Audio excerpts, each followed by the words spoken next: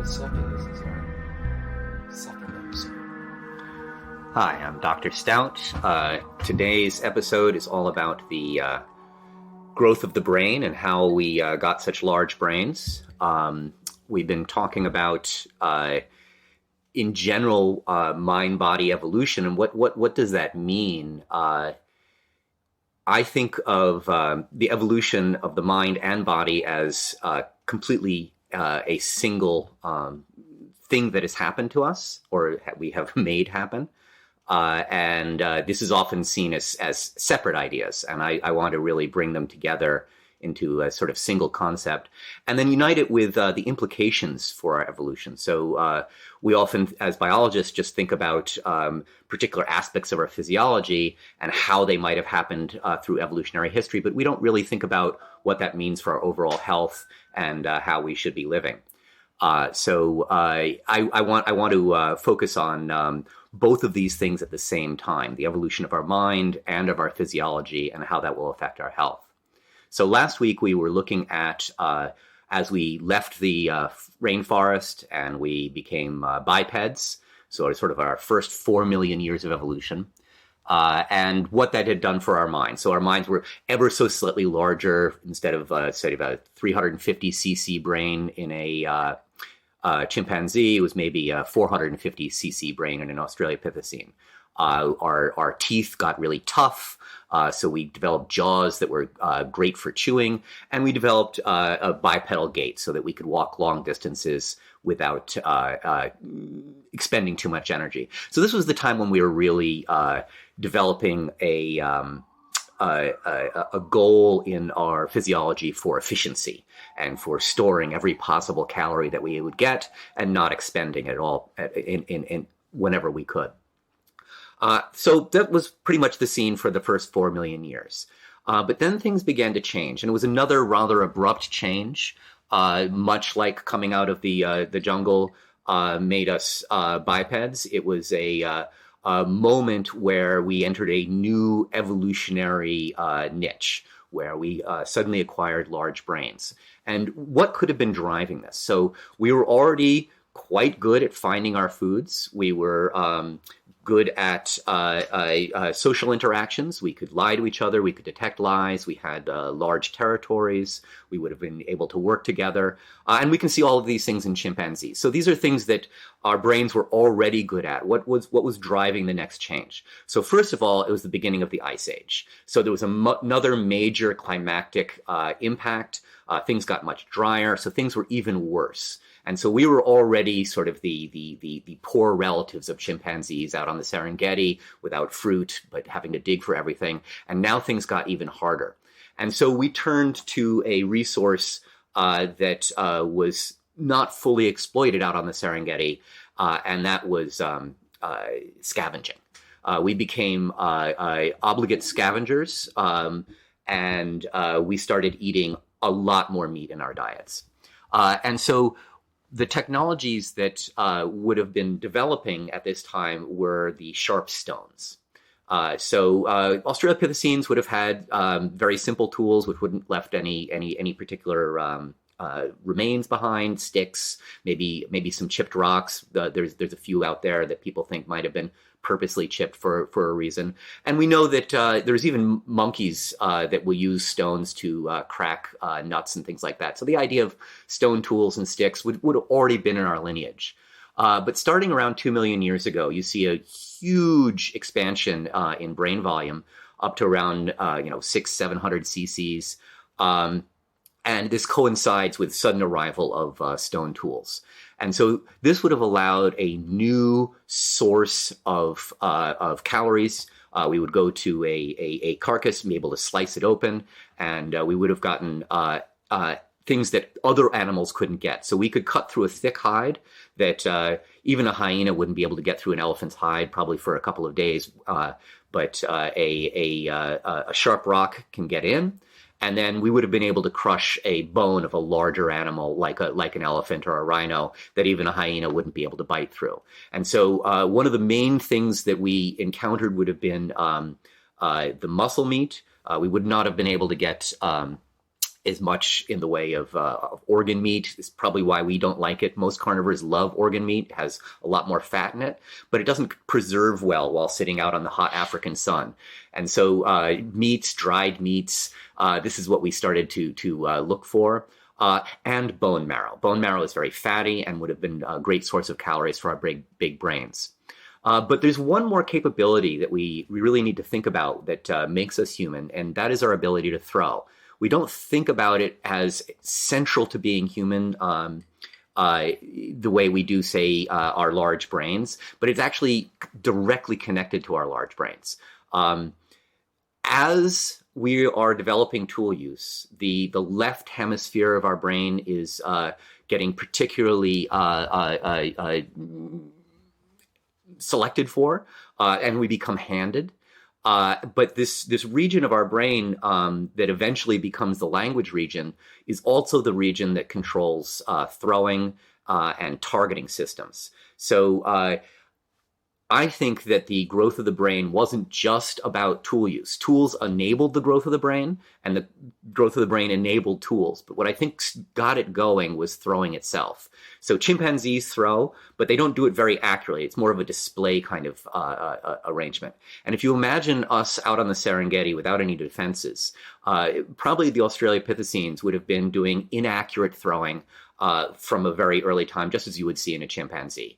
And this would have been pretty effective. We know that today there are groups in Africa that, herding cows, they see a lion coming, they'll just throw clods of dirt at it and the lion will go away. Because a lion can't stand having, something hits it in the eye, it will go hungry for a couple of days. If it chips a tooth on something, it might starve to death. So a lion's not going to mess with you if you're throwing rocks and sticks at it. It's going to run away.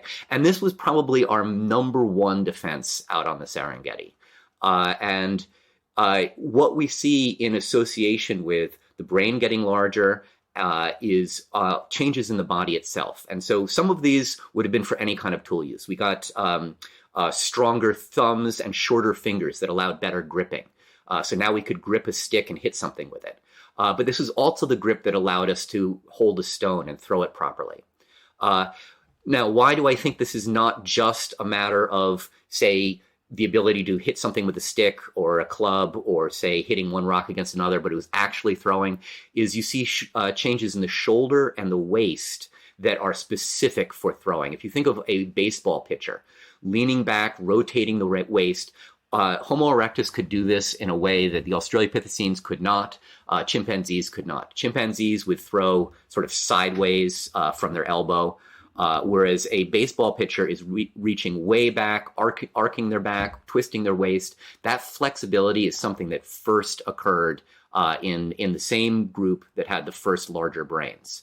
And so there's a direct connection between the growth of the brain and the ability to throw, and which is interesting in terms of thinking about health aspects. That while we have evolved as these very efficient machines that are storing calories, we've also evolved in things where we have the evolutionary ability to produce explosive energy very, very quickly that's directed. Probably not the way modern baseball pitchers are. I don't think it's good for you to pitch for 3 hours at 100 miles an hour. But the development of being able to throw something targeted 10, 20, 30 times a day is part of our evolutionary history. And I think it's something that we've neglected in sort of most of our ideas of exercise. Maybe in the martial arts, you'll get explosive power like that.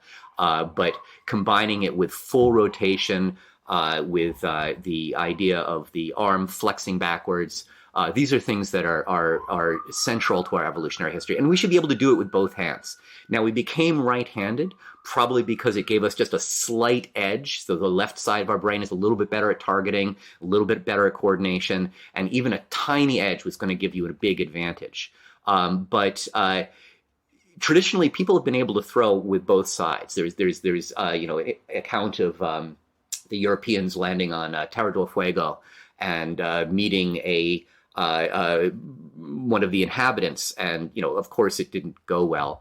And so the first thing we did was shoot him as soon as we saw him, and he then started picking up rocks after he'd been shot. dodging side to side, throwing with both hands. He took out 3 people before they brought him down. Finally, he broke a guy's collarbone, knocked 2 guys in the head, knocked. They were. He almost took out a group of Marines just throwing rocks at them. So this was something that people could do really well. There are still people out there who can just go out and kill a rabbit. I had friends who were trekking in Mongolia, and the guy said, "I'm going to go get you dinner." And they looked around, and it was just grassland in all directions. And he went out and came back with 2 rabbits, and he just thrown rocks at them. This is something that is in our history, and we certainly know a baseball pitcher can do it, but it's something that we all can do, maybe not at that level. I've clocked my own ability to throw at something, and it's not great. I barely break 40 miles an hour, but that would be enough to, throwing a baseball-sized rock would if you definitely could throw it accurately. If you could throw it accurately, that was the speed. I from about 20 or 30 feet, I could mostly hit something at about 30 to 40 miles an hour, which is not great, but would really, really hurt whatever I was throwing it at. So throwing became central to who we were. But then we have to think about what happens next in our progression. So Homo erectus would have become suddenly one of the top dangers out on the Serengeti. By throwing rocks at things, we're now able to stand down most things during the day. At night, we can't see as well. We have to gather around and find some sort of defense. But during the day, out on the Serengeti, we can throw rocks at almost anything, and most things are going to be deterred. Not an elephant or a rhino, but the predators we're now much, much safer from the predators because we can do this. It's going to take a lot more lions to take us down. And so what became our new threat was each other. And so now we're running into the problem of we have to fight other groups of humans. And so what this would have been called was confrontational scavenging. And so this would have started off, you see the birds gathering, you run to the carcass, you slice a piece of meat from the carcass, and then you run away before the bigger predators get there. And so that was sort of the general model. And there would have been some, hyenas and lions coming. We would have thrown rocks at them, cutting off that piece of meat, defending it long enough, and then going away. Because so your sharp stone and your throwing stones become important. Well, you need the sharp stones to cut with, but you also need things to throw at the predators. But that could have been almost anything: clods of dirt, rocks. But yeah, the stones would have hurt more, and having a sharp stone would have been particularly useful for both slicing and might have hurt more. But when it came to other members of our genus, other Homo erectus, now we had another issue. They could throw at us. And so you have 2 groups who were able to throw clods of dirt and rocks at each other. And this is when I think we combined our number one tool, the sharp stone, with our throwing weapon. And so we sharpened hand axes all the way around, so they're like throwing stars. And this wasn't a hunting tool primarily, in my opinion, although it could have been. I think they would have been generally too valuable to use that way. Most animals that you could kill with a stone, you could kill with just a random stone, but a sharp stone would have been particularly effective against another human who was standing there naked screaming at you. A sharp stone, even if it didn't kill them, would definitely do some damage. So, even at 30 miles an hour, not, your best throw, if it just winged them, they would be in big trouble. And so this became the one thing that we made more than anything else in our history was the hand axe, because it was our knife, it was our weapon, it was the thing you went away with, holding it in your hand, because you had to have some way of defending yourself. And I think it led to some interesting aspects of our psychology, so that we're very aggressive. If you have a bunch of people with stones, whoever has got the most stones and is throwing them more rapidly is going to be winning any kind of contest. So having a pile of stones and a lot of people is the way you win any kind of territorial battle. But what happens when you have one person against one person? Let's say it's a male-male competition for a mate. So you've got 2 guys fighting over someone, or you've just got 2 guys who've met each other at the edges of a territory, right? So they've met each other at the edge of a territory. Each one's got their hand axe. How's that going to go? If you're the first one to throw, you lose. The other guy's going to run right up to you and hit you from 4 feet away with his hand axe, or he'll just stab you because you don't have a hand axe anymore, and he's got a sharp knife. So it became an advantage, an evolutionary advantage, to not be the first one to throw, particularly in interpersonal interactions. So while we became very aggressive and we got really good at throwing sharp things at each other and were able to defend large territories this way, we also figured out a way to not kill each other. And this is something you see amongst dangerous animals, throughout the animal kingdom, particularly with male-male competition.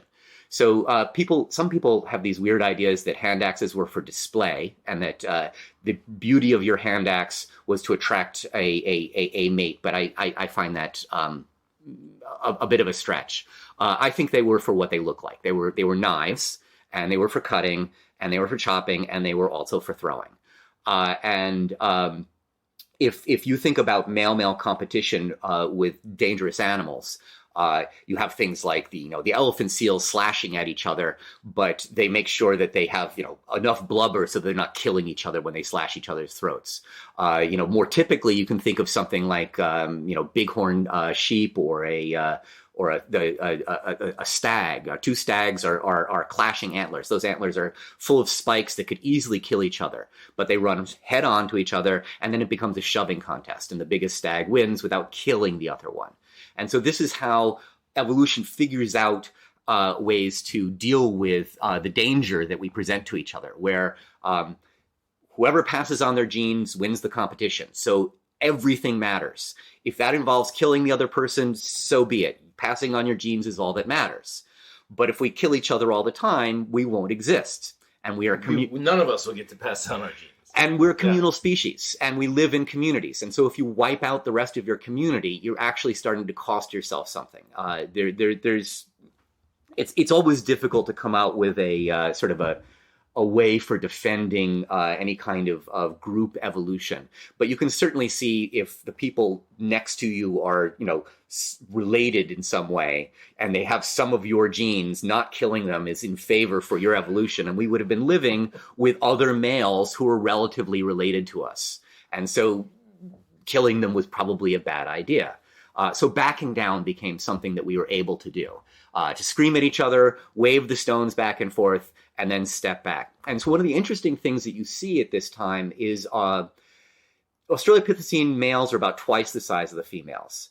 Homo erectus males are 20-25% larger than the females. So we're becoming, in some ways, more egalitarian. If you think about the way different primates mate, where you see males and females of the same size, that's a monogamous relationship. What you're seeing here is something probably with male-male competition, possibly some sort of polygamous relationship, multiple wives, sometimes one, sometimes more, it depends. But competition between males for mates with perhaps the ability to not kill each other for it. So actually backing down, sort of a mutually assured destruction, seems to be basic to the way we think about things.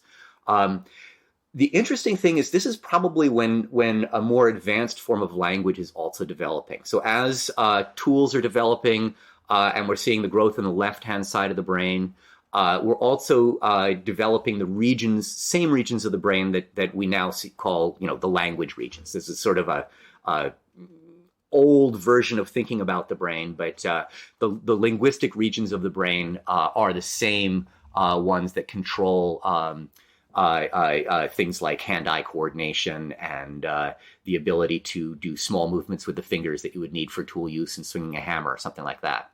And they're definitely the same regions that involve throwing. And I think it's really interesting the way language is built with a subject and a verb and an object kind of copies the way we think, where we throw something at something. I throw the rock at the other person. And that this is a sort of grammar that's built into the actions themselves. And so the grammar portions of the brain are also the ones that control targeting a hammer onto the thing you're hitting. These are the same regions that are controlling these small movements, and the intent behind hitting something is the same ones that are controlling things like syntax and word formation. It's Broca's and Wernicke's areas of the brain are the same ones that are controlling a lot of tool action, and in my opinion also throwing. Now again, this is old ways to think about the brain. Like, say, if you imagine an atom is something with a nucleus and electrons spinning around it, you're about 100 years or more out of date. But it's a good way to think about an atom, right? So thinking about the brain with language regions that are then controlling and talking to each other in particular areas like this is a somewhat out of date way of thinking about the brain, but it's useful. It's a useful model. It's a useful model, and it's not completely inaccurate, right? It is somewhat true. And can be used that way. So we definitely are seeing the left-hand side of the brain getting larger. We're seeing the right-hand side of the body's bones getting thicker. So they're being used more. We're becoming more fully right-handed. And we're probably developing the ability to have language at this time. And there's other physiological changes. So the throat is starting to change. A chimpanzee can breathe and drink water at the same time, whereas you as a human cannot do this. And more humans would survive if we could, right? So we have to get the Heimlich maneuver or we die when we choke on something. This is an evolutionary cost. So why did we do this? Why did we lowered our larynx, we lowered our voice box, and probably it had something to do with communication, and that communication was very important to us, or we would have not taken on this cost. And so sort of piggybacking on this development of the brain, having to do with confrontational scavenging, having to do with throwing sharp rocks at each other, we were also building the nature of language into our brain. And so it's built on what we were doing, the idea of hitting something with something else. It's built on the already existing Machiavellian sort of ways of manipulating each other. And now we've done this into our display activities. We've got this into the tools we're using, and how we interact with each other has all been associated now with language. And so now we can do with sounds coming out of our mouth what we could only do physically before that. So the way a chimpanzee would, say, comfort another chimpanzee, we can now perhaps do with sounds, right? So we don't know exactly when language is starting, but we're seeing the region of the brain, and we're seeing physiological changes that one would expect if language is happening at this time, right? So not saying that chimpanzees don't have very fine brains that are very good for social interactions, and that they are, a fully sentient species. But they don't have the same linguistic capabilities that we do. Their brains simply are not as large. There are many things they can't do that we can, such as chipping rocks with a pattern and a form that you can actually see the form happening. So this is probably where we're getting the beginning of mental images that we can then copy into a particular shape.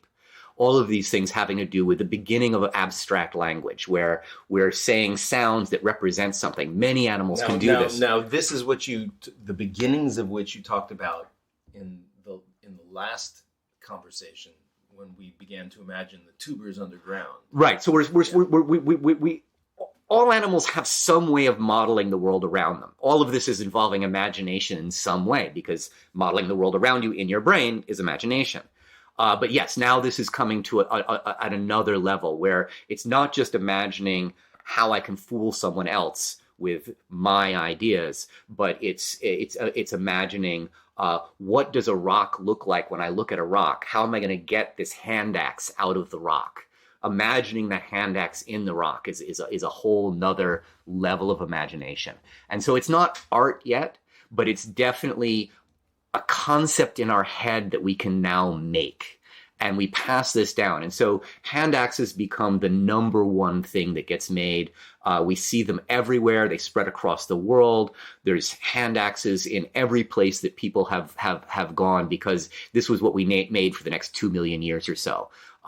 Everywhere. And interestingly, if you go to some of these sites in Africa where people were making hand axes, you'll find them just heaped on the ground. Everywhere you look is just piles of hand axes.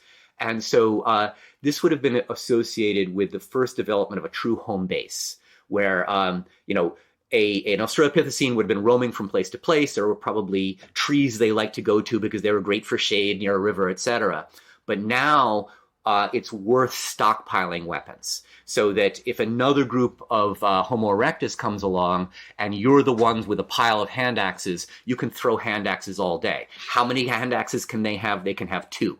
Right? So you now have a defensible area. It's not the same as having a roof and walls, right? We're not in houses yet. We're not even in tents.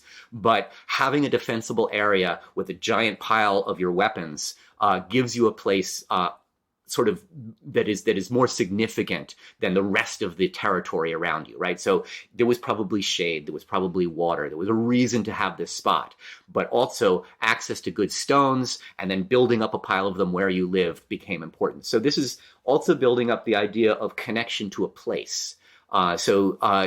Certainly chimpanzees would have had territory, but with the development of language, we're starting to build larger communities. With language, we can interact with larger groups. We can defend larger places, and now we're connected to particular places, to the land, because that's where our hand axes are, and that's where we get the rocks that we use to make them. And so we were certainly still nomadic. We're moving from place to place. So we probably had several home bases that we'd move through seasonally as systems changed and as weather changed. These were sort of a combination of mental and physiological changes that are going hand in hand at the same time. This is why I say that the mind and the body are not two separate things. These are happening absolutely together. So as we get changes in the shoulder blade that allows us to bring our hand behind our own bodies, we're also getting a larger brain that allows us to talk to each other. And so we're getting the ability to have a mental concept that we can shape in language in some way. So we can say a word in our head, and then we can say it out loud, right? So chimpanzees have communication, but they probably don't have this sort of secondary linguistic aspect in their own brains when they're doing it. It's hard to say what humans do. We have, 2 levels. We have the underlying thoughts, and we have the language.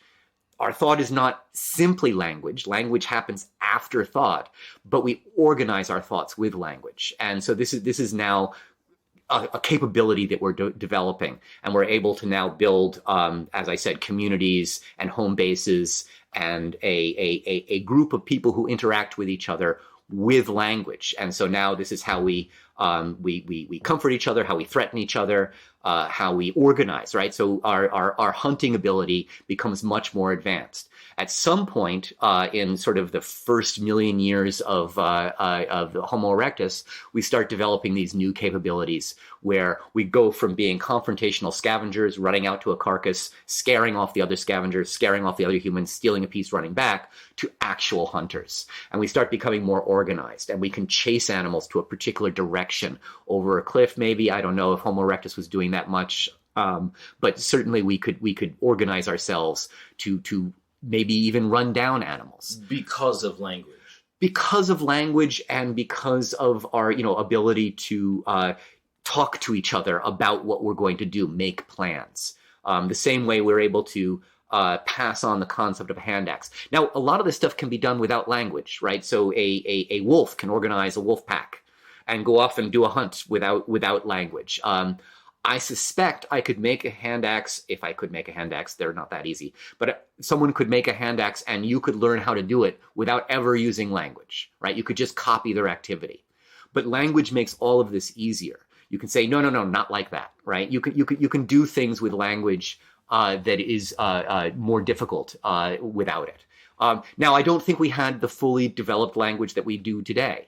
It wasn't at that level yet, and we can see it in the physiology. So I mentioned the throat dropping. This happens over the course of a human's life. So we start off as babies who can nurse and breathe at the same time. That's important, right? And we have little turned up noses, and we can suck while we breathe through them, and we don't drown. So over the course of our lifetime, all the way through puberty, our larynx is dropping, and we are learning to form words. So a 4-year-old having difficulty with words, some of it is simply they don't have the apparatus that they will later in life to make those sounds. And so we're seeing this in Homo erectus. So Homo erectus would have had a throat something like a 6-year-old. So not fully developed by modern human standards, but certainly one that is, they would not have been able to eat and drink at the same time and breathe at the same time. And they would have been able to make more complex sounds than they did before their larynx dropped. So we're seeing a physiological advancement in language, but it is not physiologically complete yet. They don't have the same kind of enervation. They don't have.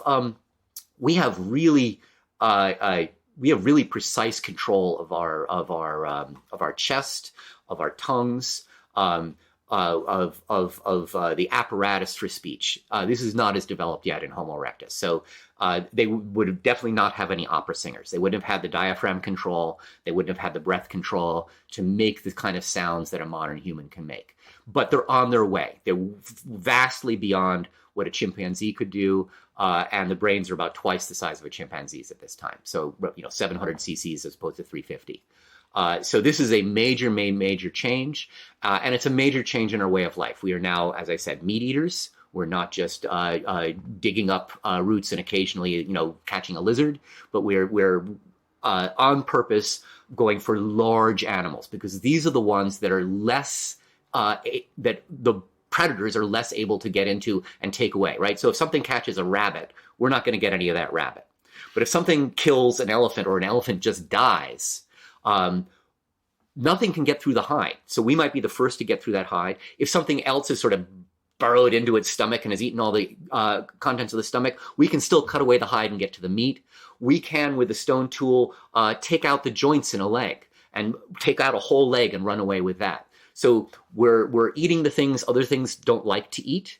We're able to get at them in ways other things aren't able to do. And then we can take a big rock and we can break a bone with it, even a bone of an elephant, and get to the very rich, fatty bone marrow inside.